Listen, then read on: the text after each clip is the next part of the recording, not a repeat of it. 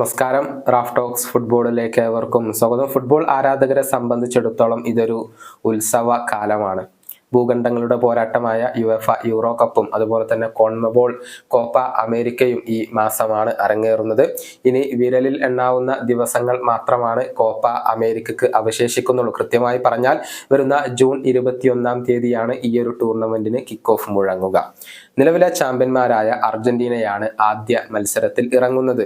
എതിരാളികൾ കാനഡയാണ്. വരുന്ന ജൂൺ 21 തീയതി വെള്ളിയാഴ്ച പുലർച്ചെ ഇന്ത്യൻ സമയം 5:30 ഈ ഒരു മത്സരം നടക്കുക. ഇത്തവണ അമേരിക്കയാണ് ടൂർണമെന്റിന് ആതിഥേയത്വം വഹിക്കുന്നത്. പതിയെ പോലെ അർജന്റീനയും ബ്രസീലുമാണ് കിരീട ഫേവറേറ്റുകൾ.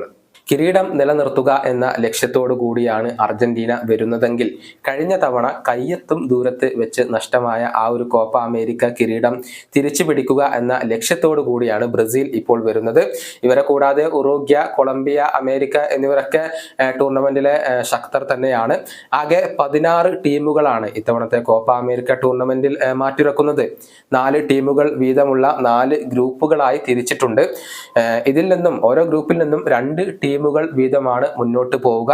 അർജന്റീനയുടെ ഗ്രൂപ്പിൽ കാനഡ, ചിലി, പെറു എന്നിവരാണ് അടങ്ങുന്നത്. ഇതിൽ അർജന്റീനയും കാനഡയും മുന്നോട്ട് പോകും എന്നാണ് പൊതുവിൽ പ്രതീക്ഷിക്കപ്പെടുന്നത്.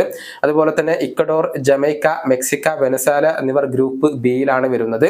ഇതിൽ ഇക്വഡോറിനും അതുപോലെ തന്നെ മെക്സിക്കോക്കും ഇപ്പോൾ സാധ്യതകൾ കൽപ്പിക്കപ്പെടുന്നുണ്ട്.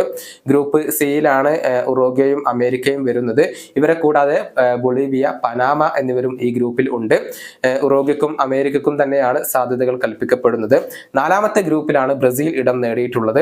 എതിരാളികൾ കൊളംബിയ, കോസ്റ്റാറിക്ക, പരാഗ്വ എന്നിവരാണ്. ഇതിൽ ബ്രസീലും അതുപോലെ തന്നെ കൊളംബിയയും മുന്നോട്ട് പോകും എന്നാണ് പ്രതീക്ഷിക്കപ്പെടുന്നത്. വമ്പന്മാരൊക്കെ അനായാസം ഗ്രൂപ്പ് ഘട്ടം മറികടക്കും എന്ന് തന്നെയാണ് പൊതുവിൽ പ്രതീക്ഷിക്കപ്പെടുന്നത്. ഇനിയിപ്പോ അട്ടിമറിക്കുള്ള സാധ്യതകളെ നമുക്ക് എഴുതി തള്ളാൻ കഴിയില്ല എന്നുള്ളതാണ്. കഴിഞ്ഞ തവണ ഏറ്റവും മികച്ച താരത്തിനുള്ള പുരസ്കാരം സ്വന്തമാക്കിയത് ലയണൽ മെസ്സിയാണ്. ഏറ്റവും മികച്ച ഗോൾ കീപ്പർക്കുള്ള പുരസ്കാരം സ്വന്തമാക്കിയത് എമിയാണ്. ആ ഒരു പുരസ്കാരങ്ങൾ നിലനിർത്തുക എന്ന ലക്ഷ്യത്തോടു കൂടിയായിരിക്കും ഈ 2 താരങ്ങളും വരിക. ഏതായാലും അർജന്റീനയും ബ്രസീലും ഒക്കെ ഇത്തവണ മികച്ച പ്രകടനം നടത്തും എന്ന് തന്നെയാണ് അവരുടെ ആരാധകർ പ്രതീക്ഷിക്കുന്നത്. ഈ വീഡിയോയുടെ അവസാനിപ്പിക്കുന്നു. വീണ്ടും കാണാം.